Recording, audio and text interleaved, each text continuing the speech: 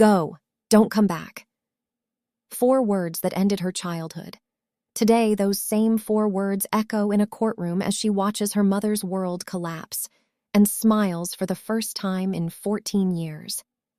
I was 11 the night my mother erased me. It wasn't a fight. There was no screaming, no dramatic accusations, no final tearful goodbye, just silence, thick, suffocating silence, and then 4 words that still echo in my skull whenever it rains. Go. Don't come back. She said them without looking at me, her voice flat, like she was telling the dog to get off the couch. My small suitcase wasn't even packed. Instead, she handed me a black trash bag, the kind we used for kitchen waste, and nodded toward the front door. Inside were a few changes of clothes, my favorite stuffed rabbit with one ear missing, and the library book I'd forgotten to return 2 weeks earlier. That was it. No note, no explanation. No, I love you, but, or this is for your own good. Just the door opening into the storm. Rain hammered the porch roof like fists. I stood there in my thin pajamas and sneakers, the bag clutched to my chest, water already soaking through the plastic. I looked back once. Lucas was in the hallway, half hidden behind the banister. My big brother, 16, tall enough to reach the top shelf, the one who used to carry me on his shoulders when I was little. He didn't move, didn't speak, didn't even meet my eyes.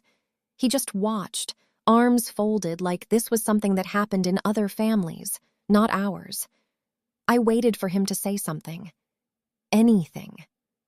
A whisper, a wait, a hand reaching out. But the only sound was the rain and the slow creak of the door as Mom pushed it wider. That was the moment I understood. She wasn't just kicking me out. She was deleting me.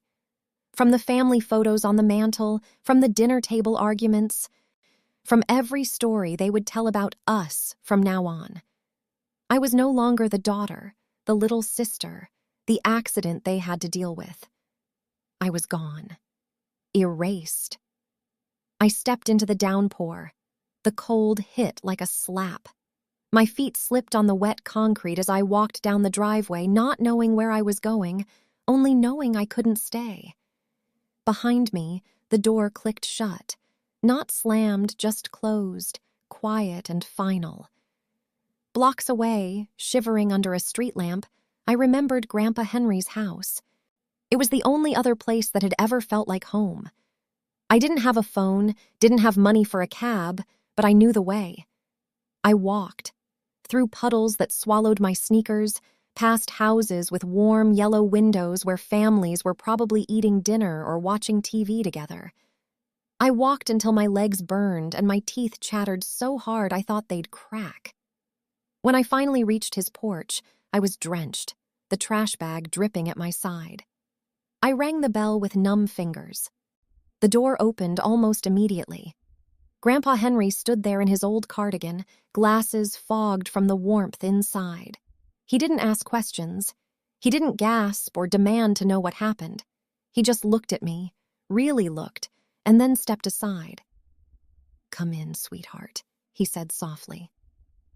I crossed the threshold. Warm air wrapped around me like arms. Behind me, the rain kept falling, but the door closed gently, shutting out the storm. One door had pushed me away forever. Another had opened. And in that moment, soaked and shaking on his welcome mat, I realized something I would carry for the rest of my life. Being abandoned doesn't just break your heart. It forces you to decide right then and there what your own worth is when the people who were supposed to love you the most decide you're not worth keeping. That night, at 11 years old, I started learning the hardest truth of all. Family isn't the people who share your blood. It's the ones who open the door when the rest of the world slams it shut. The first morning after that rainy night, I woke up in a room that smelled like clean linen and old books. Sunlight slipped through lace curtains, painting soft patterns on the quilt Grandpa Henry had pulled over me while I slept. I was still wearing the damp pajamas from the night before. Someone, Grandma Clara, I later learned, had draped a thick blanket over me so I wouldn't catch cold. I didn't cry when I woke up. Well, not then. Maybe the tears had all been used up walking those dark blocks in the rain.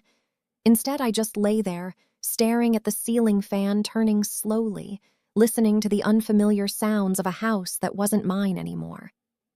Downstairs, I could hear the gentle clink of dishes, the low murmur of voices, the sizzle of something cooking. Normal sounds, safe sounds.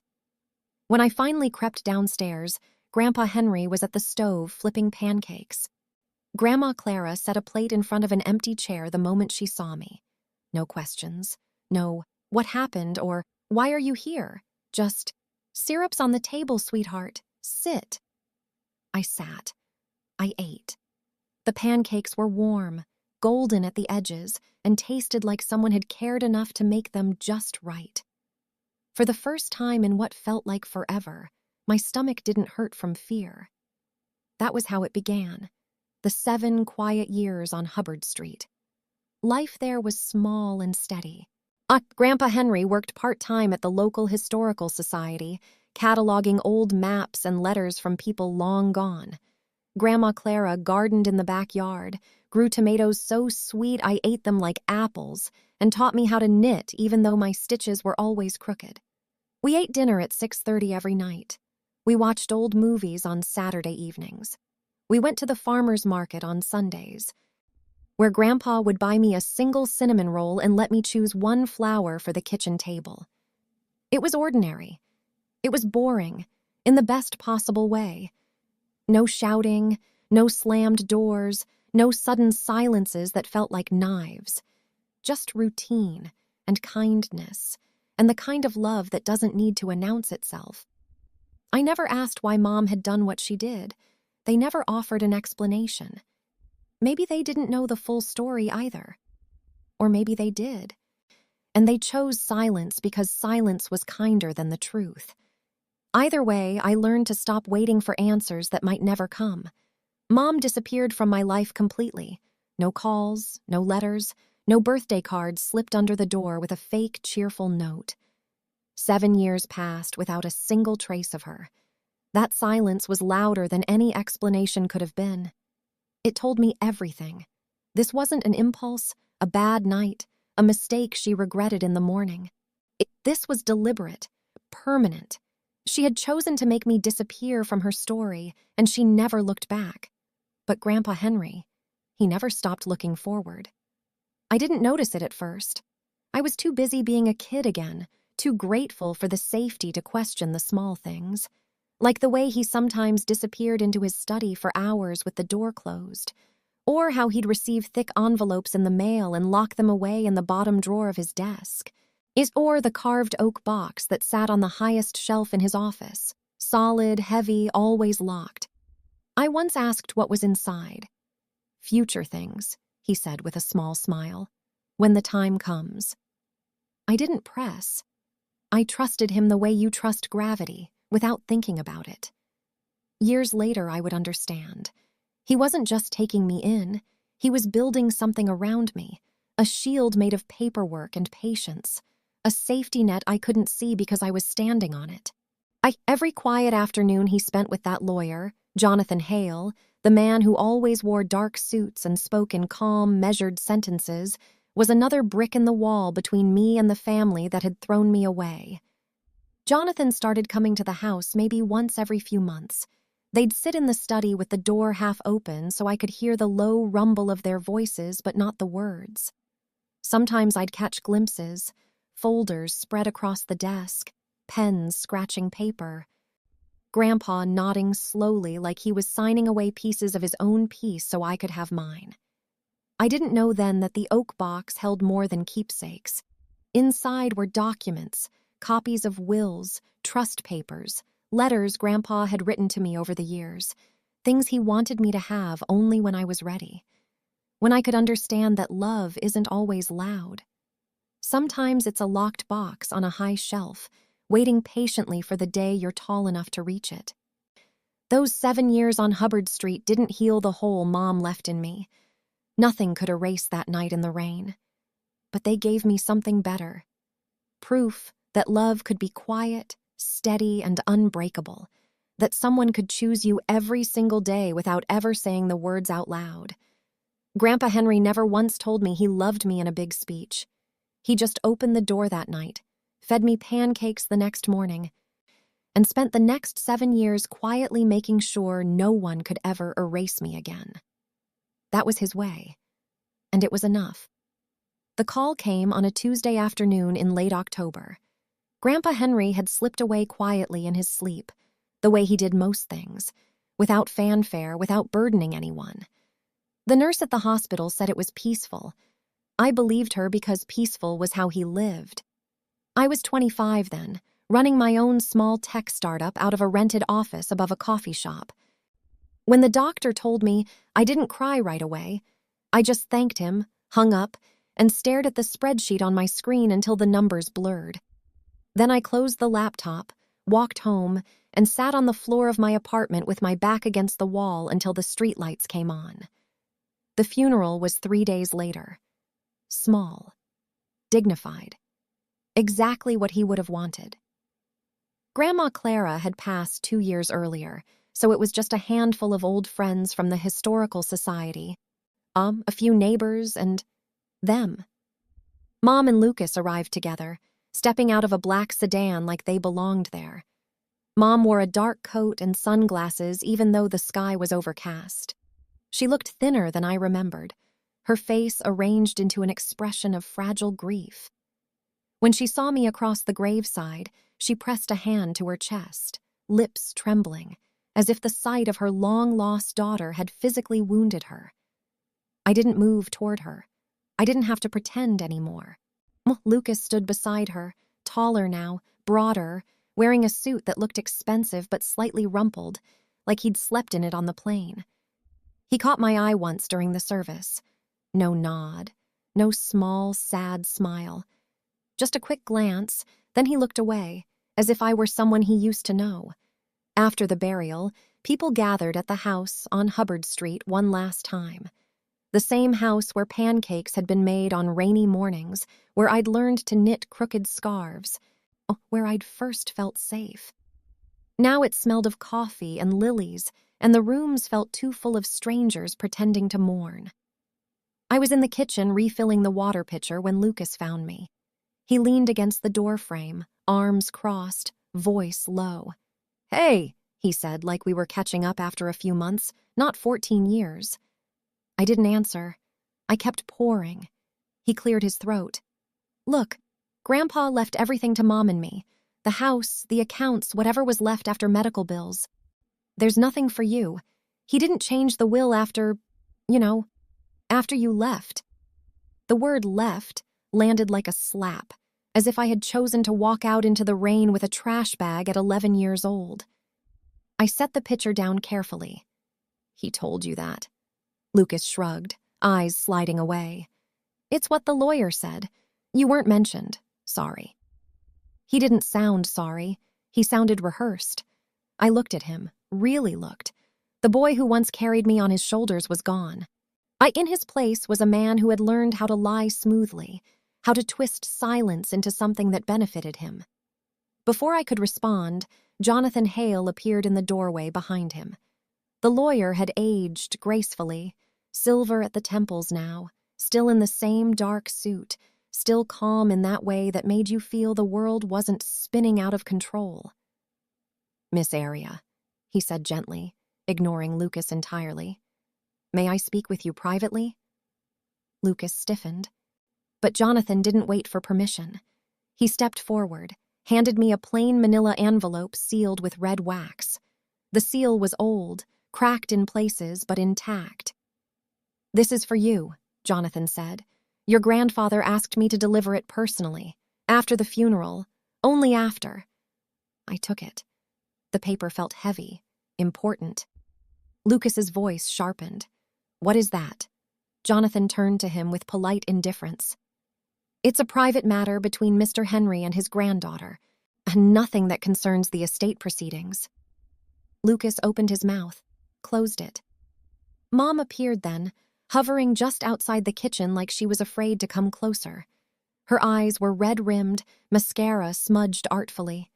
She reached out a hand toward me. "Aria, honey, I know this is hard. We should talk. All of us, as a family." The word family hung in the air like smoke. I looked at her, the woman who had handed me a trash bag and told me never to come back, and felt nothing but distance. I slipped the envelope into my coat pocket without breaking the seal. "I need some air," I said. I walked past them, out the back door into the garden Grandma Clara used to tend. The tomato plants were long gone, replaced by autumn leaves and bare earth.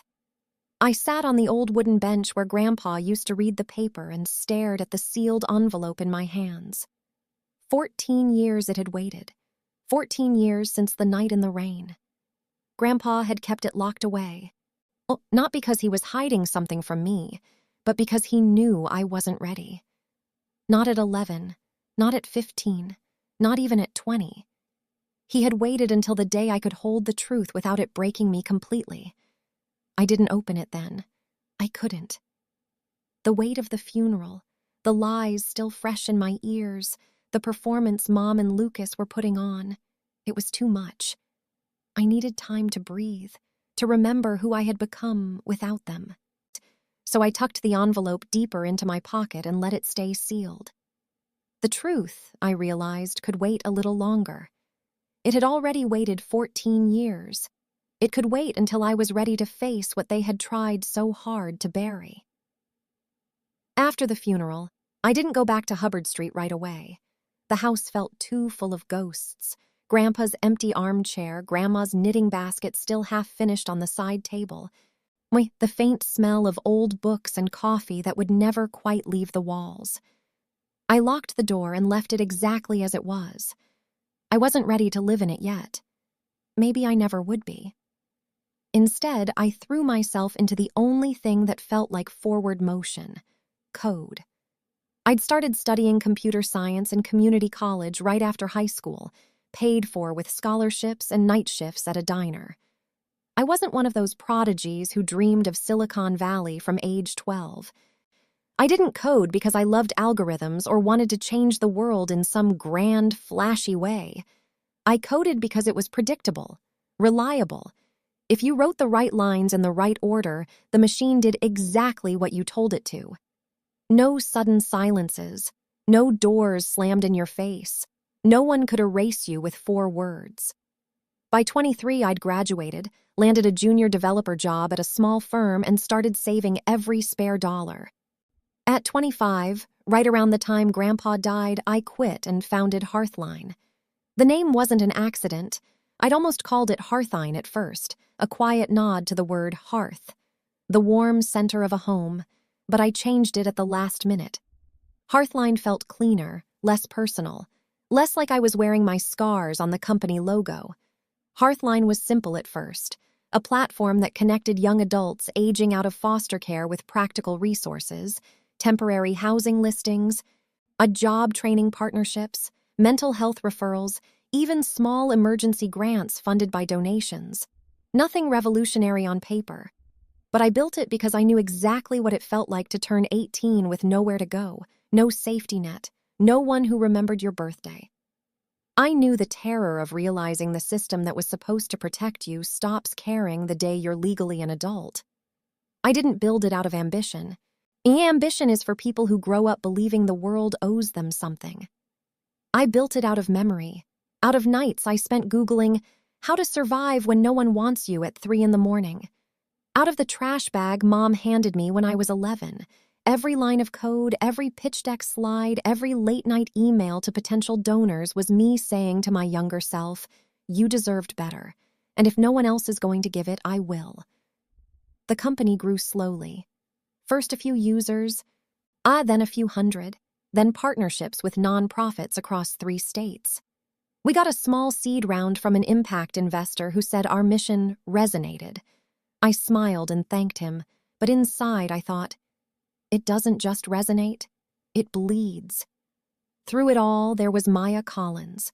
Maya was the first person I hired, technically my co-founder, though she always laughed and called herself the one who makes sure Aria eats something besides instant noodles. We met in a coding boot camp. She was the only other woman in the room who didn't spend every break talking about stock options or crypto. She saw me for who I was, not a plucky underdog story, not an inspiration poster, just a woman who had been thrown away once and was quietly refusing to let it define the rest of her life. Maya never romanticized what I'd been through. She didn't say things like, "You're so strong," or "Look how far you've come." Instead, she'd hand me coffee at 2 a.m. during a bug-fixing marathon and say, "This doesn't fix what happened to you, you know. It just means you're still here fighting." She was right. Resilience isn't healing. It's endurance. It's waking up every day with the same hollow place inside your chest and deciding, again, to get out of bed anyway. Healing would have meant the hollow place filled in, softened, disappeared. It never did. It just got better at coexisting with the rest of me. Hearthline became my proof that the hollow didn't have to win. Would every kid we helped find an apartment, every job offer we facilitated, every thank you message that landed in our inbox was a brick in the wall I was building around the part of me that still stood in the rain at 11 years old, clutching a trash bag. I wasn't fixed. I wasn't whole. But I was no longer nothing. And for the first time since that night, I had built something that couldn't be erased. The call came on a Thursday evening in early spring, just as the sun was dropping behind the city skyline and turning my office windows orange. I was alone in the Hearthline loft, finalizing grant applications, when my phone buzzed with an unknown number. I almost let it go to voicemail. Spam calls had become routine. But something made me answer. "Aria?" The voice was thin, careful, practiced. "It's your mother." I froze. 14 years of silence, and she sounded exactly the same. No tremor of regret. The way people do when they're the way people do when they're afraid the other person will hang up. "I know this is sudden. I know I don't deserve to call you like this, but I'm sick, Aria. Stage 3, ovarian. They caught it late." A pause. She let the word cancer hang there, heavy and deliberate. "I've been thinking about you a lot, about us, about what I did. I was wrong. I was scared and I was young and I made terrible mistakes, but I want to make it right, before it's too late." Another pause, this one longer. She was waiting for the guilt to do its work. "We're planning a family trip. Hilton Head, next month. Just the 4 of us. You, me, Lucas, and, well, you know how much your brother misses you. It could be a chance to start over, to talk, to be together again. Please, Aria, for me. While I still can." The "while I still can" was the final hook. Classic. Guilt layered on illness, layered on the word family. 3 weapons in one smooth sentence. I stared at the grant spreadsheet on my screen, numbers blurring. Part of me, the 11-year-old part, felt a flicker of something soft and stupid. Hope. The naive, dangerous hope that maybe this time it would be different. Maybe sickness had changed her. Maybe she really was sorry. Maybe blood really was thicker than rain and trash bags. But the woman I'd become, the one who had built a company from the memory of being erased, knew better. I didn't cry. I didn't yell. I just said very quietly, "I'll think about it." And I hung up. The next morning, while I was making coffee, my phone pinged with a text from an unknown number. No name, no greeting, just one line. "She's lying about the timeline. Check the dates. Protect yourself." That was it. No signature, no follow-up. The message deleted itself from my phone 30 seconds after I read it. Some kind of self-destruct feature I'd never seen before. I sat down hard on the kitchen stool. Grandpa Henry. Even from beyond the grave, he was still protecting me. The anonymous message was no coincidence. It was the first visible piece of the long, quiet plan he'd set in motion years ago, back when he was locking documents in oak boxes and meeting with Jonathan Hale behind closed doors. A blank screen where the text had been. Hope blank screen where the text had been. Hope is a beautiful thing. It keeps us human. It keeps us trying. But hope without instinct is dangerous. And I had learned the hard way that survival comes before sentiment. Mom wasn't calling because she was dying and wanted forgiveness. She was calling because something had changed, something that made her need me back in the picture. Money, property, control. Whatever it was, the cancer card was the opening move. I didn't delete the voicemail. I saved it, labeled it evidence. Then I texted Maya. Mom called, cancer, family trip, smells like a trap. Her reply came in seconds. Traps only work if you walk into them. You're not 11 anymore. She was right. I wasn't. The little girl who once believed family meant safety had grown into someone who knew the difference between a door opening and a door being used as bait. I wouldn't be going to Hilton Head, but I would be watching. Very closely. Because the next move wasn't hers to make alone anymore. I agreed to meet them at a quiet beachfront cafe in Hilton Head. Not because I believed in the reconciliation, but because I needed to see the play unfold with my own eyes. The anonymous text had warned me. She's lying about the timeline. Grandpa's safeguards were already in motion, and I wasn't walking into anything blind. I arrived early. The place smelled of salt air and fresh coffee. I chose a table outside, back to the railing, facing the entrance. Old habit from years of never quite trusting open spaces. They showed up 10 minutes late. Mom first, still thin, still wearing the fragile smile of the dying woman. Lucas behind her, in a polo shirt and khakis, shopping across the table. I let her take it for across the table. I let her take it for exactly 3 seconds before pulling back under the pretense of reaching for my coffee. Lucas ordered eggs Benedict. Mom ordered herbal tea. I ordered nothing. I wasn't staying long. After the small talk, weather, traffic, how beautiful the island was. Lucas cleared his throat and slid the portfolio across the table. I brought something we should discuss, he said, voice low, reasonable. Grandpa's estate has been complicated since he passed. There are taxes, ongoing maintenance on the house, some outstanding medical bills. Mom and I have been handling it, but it's getting messy. We thought a family trust agreement would simplify everything. He opened the folder and pushed a thick document toward me. The top page was neatly titled, Family Trust Agreement, Henry and Clara Estate. I scanned the first few lines without touching it. In essence, it proposed transferring full control of the remaining assets, the Hubbard Street house, investment accounts, any residual trust funds, into a single revocable trust managed by Lucas as trustee. Mom and I would be beneficiaries, but with no voting power, no access to principal, and distributions at the trustee's sole discretion. There was also a clause waiving any future contest of the arrangement. I looked up at him. You want me to sign over control of everything Grandpa left? To you. Not to me, Lucas said quickly. To the family. For efficiency. You're busy with your startup. Mom's health isn't great. This just streamlines things so we don't have to keep bothering lawyers. Mom nodded, eyes glistening on cue. It's what your grandfather would have wanted, honey. Unity. Peace. I flipped to the signature page.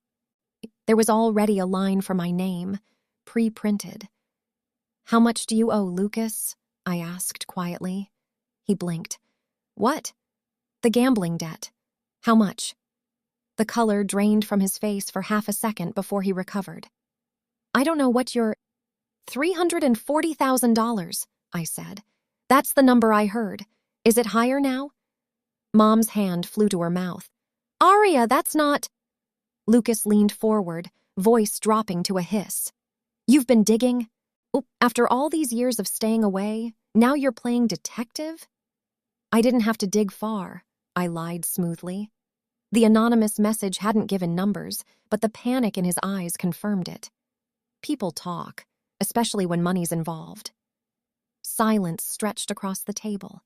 The ocean rolled behind me, indifferent. Lucas recovered first. He forced a smile. Look, this isn't about me. It's about protecting what's left. For all of us. Sign it, and we can move forward. Be a family again. And if I don't? I asked. He shrugged, the gesture too casual. Then we'll have to figure out plan B, but I'd rather not go there. None of us want lawyers and courts and drama. The threat hung between us like smoke. Mom reached for my hand again. Please, Arya, I don't have much time left. Don't make me spend it fighting with my own daughter. I looked at her. Really looked. The tears were real enough, but they weren't for me. They were for the audience she still needed. Over. Lucas's jaw tightened. That's not over. Lucas's jaw tightened. That's not necessary, it's straightforward. Everything's straightforward until it isn't, I replied. I stood up. Mom started to protest, but I cut her off gently. Thank you for breakfast. I'll be in touch. I walked away without looking back. The portfolio stayed on the table, untouched, unsigned. Behind me, I could feel their eyes burning into my back. Greed doesn't give up easily. It always has a backup plan. But so did Grandpa, and his plan had been in motion for 14 years. Mine was just getting started. The anonymous messages kept coming, short, sharp, timed perfectly. Never from the same number twice. Always gone within seconds of being read. They were fragments, breadcrumbs left by someone who had been watching longer than I realized. Someone Grandpa trusted enough to carry out the contingency he'd prepared years ago. The one that changed everything arrived at 2:17 a.m. on a night I couldn't sleep. I was sitting on the floor of my apartment, laptop open, reviewing the family trust agreement Lucas had tried to slip past me at breakfast. My phone lit up on the coffee table. A screenshot, grainy but clear enough, a text thread between Lucas and someone named Marcus Reed. Lucas, she's not signing. We need to move to plan B. I talks to the lawyer again. Below it, talks to the lawyer again. Below it, another screenshot. This one from Mom's phone. Same day. Lucas, she's stalling. Plan B is greenlit. Eleanor, do what you have to do, just keep me out of it. I can't be connected. I stared at the words until they blurred. Do what you have to do. 4 words from the woman who once told me to go, don't come back. Back then it was abandonment. Now it was permission to kill. My hands shook so hard the phone slipped and clattered to the floor. I didn't pick it up right away. I just sat there in the dark, breathing through my mouth like I'd been punched in the stomach. This wasn't anger I felt. Not yet. It was something colder, clearer. Recognition. The final piece clicking into place. The mother who had erased me at 11 hadn't changed. She'd only waited for a bigger reason to finish the job. I thought of Lucas, my brother, the boy who once carried me on his shoulders, who stood silent in the hallway while Mom handed me a trash bag. He hadn't just watched that night. He'd learned from it. Learned that silence could be profitable. Learned that family could be collateral. And Mom, she hadn't even hesitated. Do what you have to do. Just keep me out of it. Not stop, not no, not even a token protest for the cameras she imagined were watching. Just deniability. I crawled across the floor, picked up the phone, forwarded both screenshots to Jonathan Hale with one line. They're planning to kill me. I have proof. His reply came within minutes. Stay where you are. Lock your doors. I'm sending security to your location now. We move to the next phase immediately. I didn't wait for security. I packed a small bag, laptop, new charger, the sealed envelope from Grandpa I still hadn't opened, the evidence folder I'd started building, and left the apartment before dawn. I checked into a nondescript hotel under a different name, paid cash, and sat on the edge of the bed staring at the wall. That night I made the choice I'd been avoiding for 14 years. I chose to trust strangers over blood. Jonathan Hale, Grandpa's lawyer, while the man in the dark suits who had never once raised his voice, was more family to me than the 2 people who shared my DNA, Maya Collins, the friend who never sugarcoated my pain, who reminded me daily that resilience wasn't the same as being healed, was more family than the brother who'd once promised to protect me. The anonymous messenger, whoever they were, had risked exposure to warn me. That made them more family than the woman who birthed me. Blood doesn't make family. Loyalty does. Protection does. Opening a door when the rest of the world slams it shut does. I had spent years wondering if I was broken for not being able to forgive, for not being able to pretend everything could be okay if we just talked. That night, staring at those messages, I finally understood. Forgiveness isn't owed to people who plan your death over breakfast. I wasn't choosing hate. I was choosing survival. And survival meant trusting the people who had proven they would stand between me and harm. Strangers who became chosen family over the ones who had already decided I was disposable. Twice. The little girl in the rain was finally gone. In her place was a woman who knew exactly what real family looked like. It didn't look like blood. It looked like locked doors opened in the storm. It looked like anonymous warnings at 2 a.m. It looked like a lawyer who answered at any hour. It looked like a friend who said, "Traps only work if you walk into them." And it would never look like Lucas and Eleanor again. The meeting happened in Jonathan Hale's office downtown. Neutral ground, floor-to-ceiling windows overlooking the city, no family photos on the walls, just law books, a long oak table, and the kind of quiet that comes before something irreversible. Jonathan had called me the morning after I sent him the screenshots. "We're ready," he said. No preamble. No, "Are you sitting down?" Just those 2 words, calm as ever. I arrived alone. Lucas and Mom were already there when I walked in, Mom in the same dark coat from the funeral, Lucas slouched in a chair like he was bored. They both looked up when I entered, but neither spoke. The air felt thick with anticipation and something darker. Jonathan stood at the head of the table, a thick folder in front of him. He waited until I sat before he began. "Mr. Eyes were unsuccessful. Today we make the where unsuccessful. Today we make the distribution official." He opened the folder and slid a single sheet toward me first. I read it once, then again. The numbers swam for a second before settling. Aria Elizabeth, last name, is named the sole beneficiary of the Henry and Clara estate. Total liquid and real property assets, approximately $2.8 million US, including the residence at Hubbard Street, investment accounts, and residual trusts. No provisions for Eleanor, last name, or Lucas, last name, beyond nominal bequests already fulfilled in prior years. Sole beneficiary, $2.8 million. I looked up at Jonathan. He met my eyes without blinking. "There's more," he said gently. He placed another document on the table, a certified copy of court records spanning 7 years. 17 separate petitions for guardianship or custody of me. I filed by Henry between the ages of 11 and 18. Every single one denied. Every single one opposed by Eleanor's legal team. The reasons listed were variations on the same theme. No change in circumstances warranting intervention.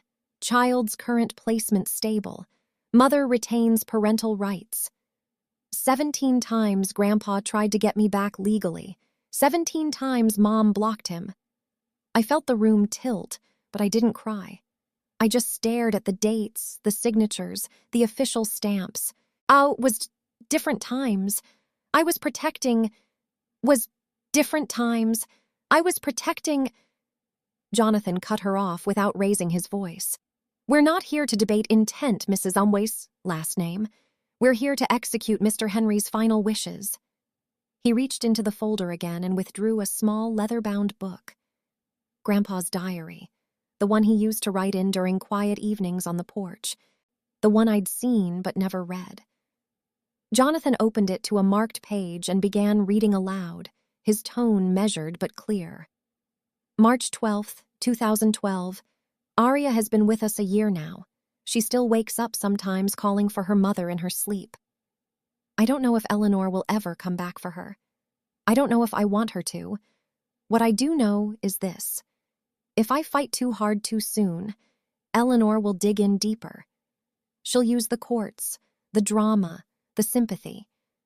Arya will be caught in the middle, torn apart. So I wait. I build quietly.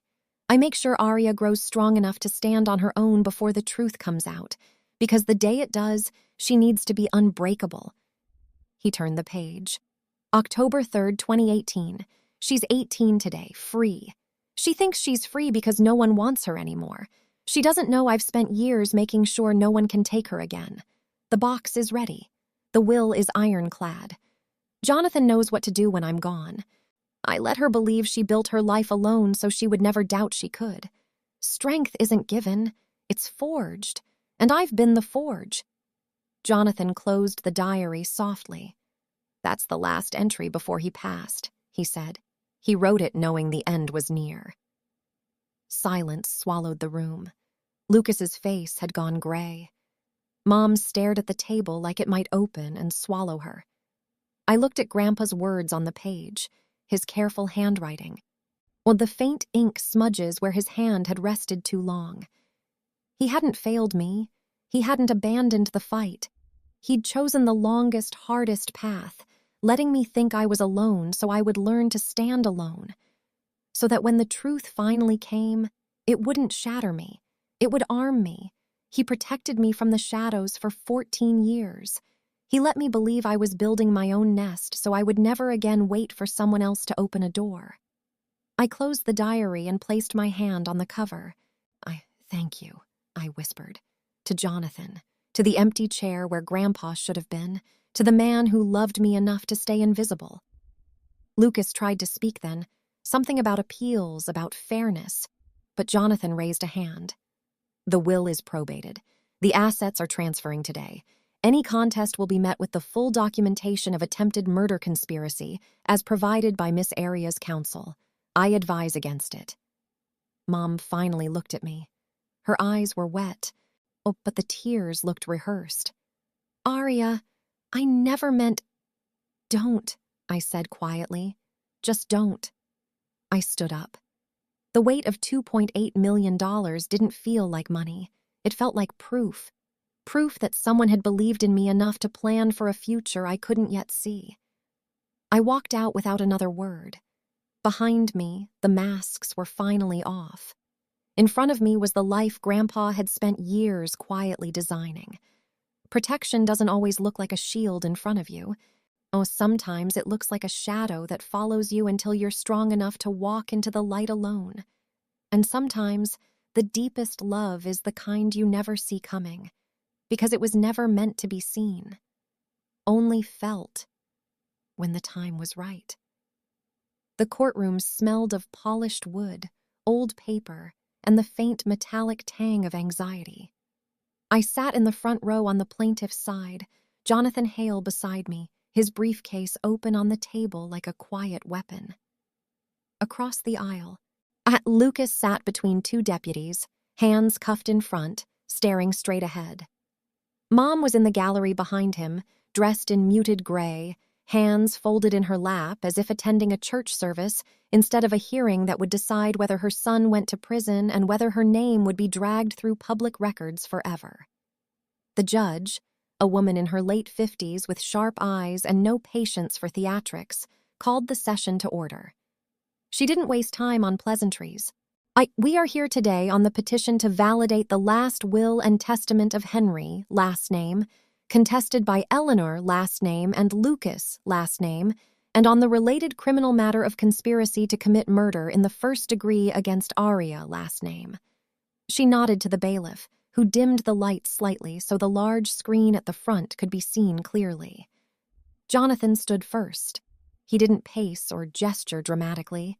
He simply walked to the podium, connected his tablet, and began. "Your Honor, the will is unambiguous. Mr. Henry named Miss Aria sole beneficiary. The document was drafted, witnessed, and notarized over a period of years, with updates as late as 2 months before his death. All attempts to challenge it, 17 guardianship petitions blocked, multiple estate claims filed post-mortem, have been refuted by documentation already entered into evidence." He clicked once. The screen filled with Grandpa's diary entries, the guardianship denials. It is the timeline of his quiet, relentless protection. Then he clicked again. Screenshots appeared, the text threads I had forwarded that night in the hotel. Lucas to Marcus Reed. Make it look natural. Mom's reply, do what you have to do, just keep me out of it. The gallery murmured. A few phones were already out, recording discreetly. I could feel the shift in the air, the moment the performance cracked open and real light poured in. Mom's face didn't change at first. She kept the same composed, grieving mother expression she'd worn since the funeral.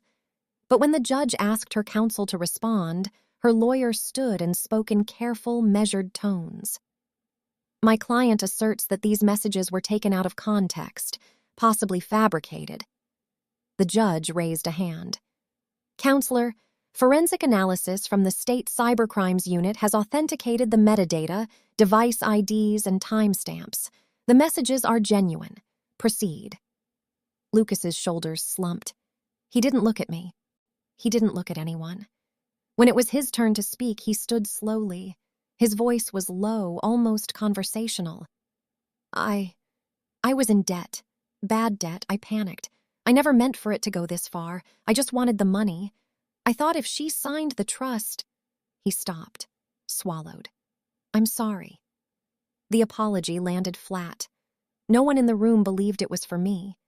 The judge reviewed the evidence for another 20 minutes. More screenshots, call logs, bank records showing transfers to Marcus Reed. Even a partial wire intercept from the anonymous messenger who had warned me. Grandpa's long game had included digital backups, encrypted drops, everything timed to surface only when needed. When she spoke again, her voice was calm but final. The will is upheld. Miss Aria, last name, is confirmed as sole heir. The conspiracy charges against Lucas, last name, are substantiated. Sentencing, 8 years imprisonment, with eligibility for parole after 5. A contingent on full restitution and cooperation. She turned to Mom. Mrs. A last name, while the evidence does not meet the threshold for criminal conspiracy charges beyond reasonable doubt, due to the indirect nature of your communications, no further action will be taken by this court at this time.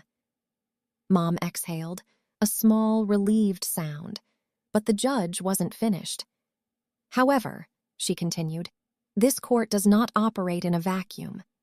The public record of these proceedings, including authenticated communications, will remain accessible. Society will draw its own conclusions.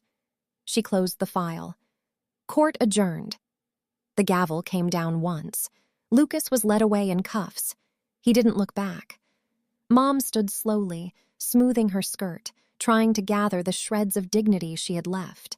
A few people in the gallery were already on their phones, tweeting, posting, sharing snippets.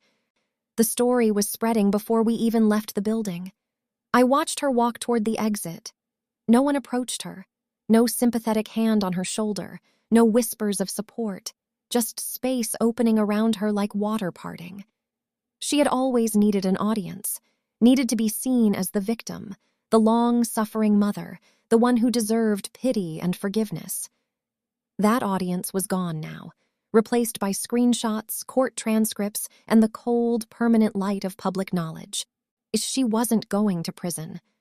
But she was exiled all the same, erased from sympathy, from invitations, from the quiet social forgiveness people extend to those who made mistakes. The world had seen the messages. The world had seen the diary. The world had seen me stand in that courtroom and not beg or break. She lost her stage. And that, I realized as I walked out into the hallway with Jonathan, was the punishment she feared most. Legal justice took Lucas's freedom. Social justice took hers. What neither was loud, neither was dramatic. Both were final. Outside the sun was bright, almost blinding. I stood on the courthouse steps for a long moment, breathing in the ordinary air of a city that kept moving. Grandpa's plan hadn't just protected my future. It had forced the truth into the open, where it belonged. And in that open light, lies can't hide forever. The house on Hubbard Street didn't feel like an inheritance when the keys were finally in my hand. It felt like a second chance, not just for me, but for the version of myself who once arrived there soaked and shaking at 11 years old, clutching a dripping trash bag. I didn't sell it. I didn't turn it into a museum of memories or rent it out for passive income. Instead, 6 months after the courtroom gavel fell, I renamed it Ashford Nest and opened its doors to young adults aging out of foster care. The process wasn't glamorous. Permits, zoning hearings, endless paperwork, us contractors who showed up late and left early. But every nail hammered, every coat of paint applied, every new bed frame assembled felt like rewriting the story of that house. The place that once saved one scared girl would now save more. Not because I was trying to be noble, because I knew exactly how cold the world feels the day the system says, "You're 18. Good luck." We started small. 4 bedrooms converted into shared living spaces, a communal kitchen, a quiet study corner with donated laptops. Hearthline funded the initial setup, and the $2.8 million Grandpa left became the endowment that kept the lights on, the fridge full, and the doors unlocked. Residents came through referrals, kids who'd aged out with nothing but a backpack and a list of shelters that were always full. They arrived wary, guarded, expecting rules and judgment. What they found instead was routine. Shared meals, group meetings where no one was forced to speak, quiet evenings where the only expectation was to be safe. I didn't live there full-time. I kept my apartment in the city, close to the Hearthline office. But I came back often, sometimes to cook, sometimes to sit on the porch and listen to the new stories unfolding inside the walls that once sheltered mine. One afternoon, almost 2 years after the will was upheld, the doorbell rang. I was in the kitchen helping 2 residents make banana bread when Maya answered it. She came back with a look I recognized immediately, guarded, protective. "It's her," Maya said quietly. "Your mother." I wiped my hands on a dish towel and walked to the front door. Mom stood on the porch, smaller than I remembered, coat too thin for the autumn wind. No makeup, no rehearsed tears, just exhaustion etched into her face. "Aria," she said. Her voice cracked on my name. I don't have anywhere else to go. The house is gone. The savings are gone."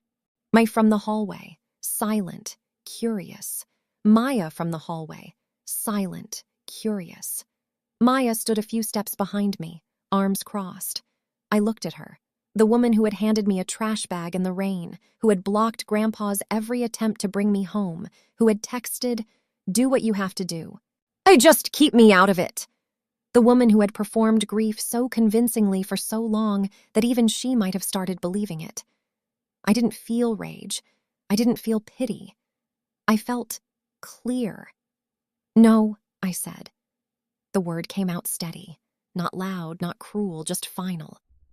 Her eyes widened. "Aria, I'm not doing this because I hate you," I continued. "I'm doing it because boundaries aren't about feelings. They're about decisions. And I've decided this house, this place, is for people who still have a chance to believe they're worth protecting. You've made your choices. I've made mine." She opened her mouth, closed it. For the first time, there was no script, no audience to perform for. Just her, standing on a porch that no longer belonged to her story. "I'm sorry," she whispered. "I know," I said. "But sorry doesn't rebuild what was broken. It doesn't erase 14 years. If needed." Mom looked past me into the if needed. Mom looked past me into the house, at the laughter drifting from the kitchen, at the bulletin board covered in job listings and college flyers, at the life I had built from the ashes she once tried to make of me. She turned and walked away. No dramatic exit, no final plea, just footsteps fading down the driveway. I closed the door gently. Maya touched my shoulder. "You okay?" I exhaled. "Yeah, I think I am." Forgiveness isn't a single moment. It's a slow, uneven process. Some days you feel it, some days you don't. I may forgive her someday, or I may not. Either way, it won't mean opening the door again. It won't mean pretending the past didn't happen. It will mean carrying less weight so I can keep building for the people who need it now. Boundaries aren't punishment. They're protection. They're clarity. They're the quiet choice to say, this far and no further. And real love, the kind Grandpa showed me, the kind Maya shows me, the kind I try to show the residents of Ashford Nest, doesn't need spotlights or apologies or grand gestures. It shows up in small, steady ways. It opens doors instead of closing them. It builds nests instead of burning them down. I turned back toward the kitchen, where the smell of banana bread was starting to fill the air. Someone called my name, laughing, asking if I wanted the first slice. I smiled. Yeah, I said. I do. And for the first time in a very long time, the house felt full, not of ghosts, but of futures, mine included.